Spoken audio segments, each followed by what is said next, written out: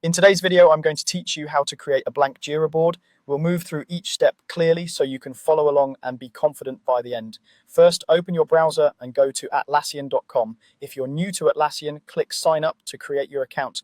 Use your work email if you're setting this up for a team and complete the quick onboarding. If you already have an account, simply sign in and head into Jira. Once you're in Jira, look for your company managed project or space. Company managed projects are typically administered by your organization and give you more standardized settings across teams. Use the projects menu or search to find the project you want to work with. If you don't see it, you may need permission from your admin, so make sure you have access before continuing. Next, find the plus icon next to that project. This icon appears near the project name or in the area where boards are listed, and it's the shortcut for creating new items. Click the plus icon to open the creation options. From the drop-down menu, choose the type of board you want to create. You'll see options to create a Scrum board or a Kanban board, and we're selecting a blank board so you can customize it from scratch. Scrum is great if your team plans work in sprints with a defined cadence. Kanban is ideal for continuous delivery and visualizing flow with work-in-progress limits.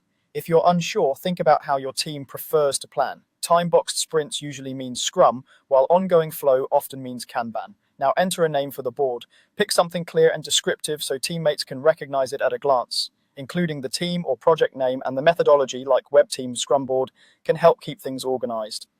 Next, choose what to include in the board. Jira will prompt you to select the project or filter that feeds issues into the board, and sometimes the board's location, such as the project or a personal space.